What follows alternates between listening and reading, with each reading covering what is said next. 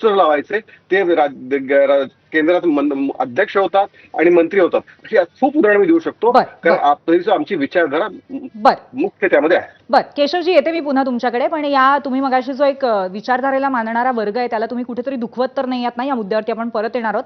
अविनाशजी, मला तुमच्याकडे यायचं आहे. एक वेगळा प्रश्न आधी सुरुवातीला मला तुम्हाला विचारायचा आहे की मनसेची जी एक विचारधारा आहे त्याच्याशी साधर्म्य साधत आता प्रचार सुरू आहे, त्या पद्धतीने तुम्ही तुमचं विरोध सुद्धा वेळोवेळी केलेला आहे, पण त्यामध्ये तुम्ही एक गोष्ट नेहमी मांडताय ती अशी की तुमचे जे उमेदवार आहेत त्यांच्यावरती दबाव टाकला गेला किंवा त्यांना पैशाचं आमिष दाखवलं गेलं आणि त्यामुळे त्यांना त्यांची उमेदवारी परत घ्यावी लागली.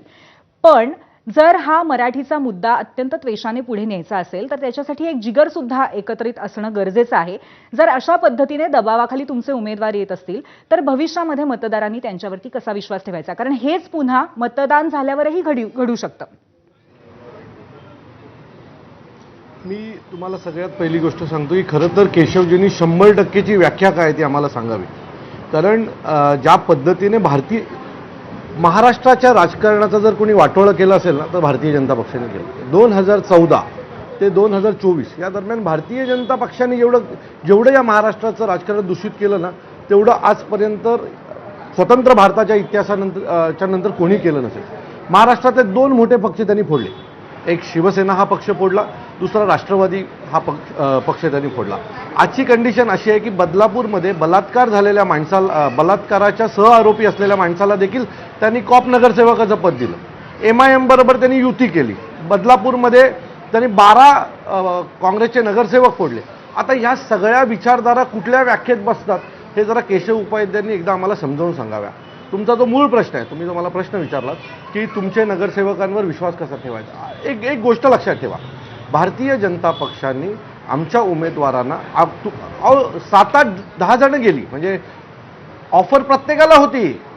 काल राजसाहेबांनी यादी वाचली ना, त्यात असे 100 लोक होते ज्यांना ऑफर होते, त्यातले 2-4 जण घडले. हो, आमचं मत एवढंच आहे की तुम्हाला जर खऱ्या अर्थाने ह्या सगळ्या गोष्टी टिकवायच्या असतील तर तुम्ही या ना आमच्यासोबत. तुम्हाला असं म्हणायचंय का की मराठी जे काय होईल ते होईल. बरं, पण मला तुम्हाला असं विचारायचं आहे की तुमचं असं म्हणणं आहे का की मराठीच्या मुद्द्यावरती एकरूप राहून अत्यंत हिम्मत दाखवत नंतर सुद्धा तुमच्या पक्षाबरोबर चिकटून राहणारे असे तुमचे उमेदवार नक्की असणार आहेत?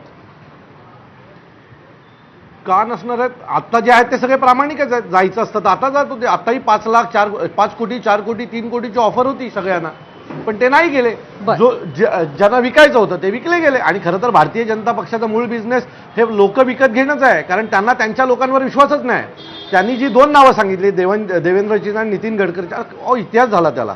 2014 नंतर जी काही भारतीय जनता पक्ष बदललाय ना तेवढं वाईट दुसरा कोणी पक्ष बदललेलाच नाही आहे. ज्या पद्धतीने त्याने महाराष्ट्राचं राजकारण गढूळ केलंय तुम्हाला सांगतो.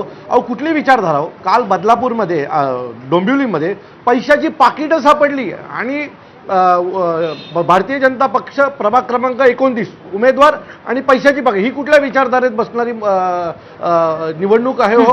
काल डोंबिवलीमध्येच भारतीय जनता पक्षाच्या उमेदवाराची पैसे वाटताना शिवसेनेच्या उमेदवारांनी प्रचंड मारहाण केली. आज तिथे 307चा गुन्हा दाखल झाला.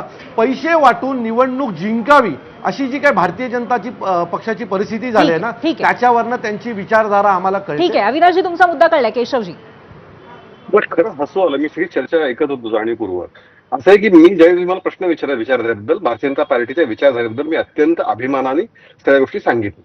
आता स्वाभाविक आहे, खरं म्हणजे आपल्या ज्या प्रश्न होता विचारधारेचा, खरं म्हणजे मनसेने त्यांच्या विचारधारेचं बोलायचं होतं, पण दुर्दैवाने विचारधारा नावाचा प्रकारच नसल्यामुळे त्यांनी भारतीय जनता पार्टीवरती दुगाड्या झाडण्याचं काम केलं. भारतीय जनता पार्टीने खरेदी विक्री काढली. 2017-18 साली मला सांगावं जर आठवण करून देऊ इच्छितो, मनसेचे इनमिन 7-8 नगरसेवक मुंबईत निवडून आणले होते. कुणी पळवले होते? ज्यांच्यासोबत आता तुम्ही मांडीला बसलात ना, त्या उद्धव ठाकरेंनी तुमचे 7 नगरसेवक पळवले. तेव्हा कोणाला खरेदी विक्री करायला?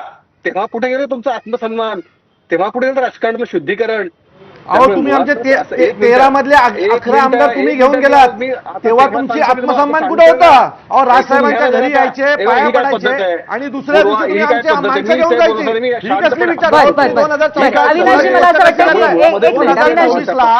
त्यांनी तुमचे सगळे प्रश्न ऐकून घेतले होते. आपण त्यांचे प्रश्न ऐकून घेऊया.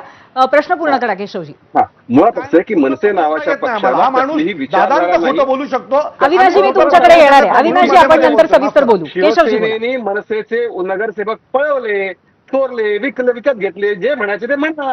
पण हा इतिहास आहे 18चा मुंबईतला.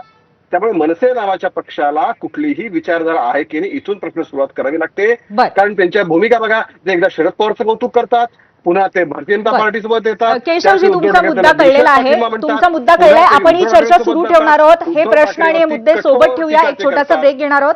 अविनाशजी नंतर उत्तरासाठी तुमच्याकडे येणार एक छोटासा ब्रेक.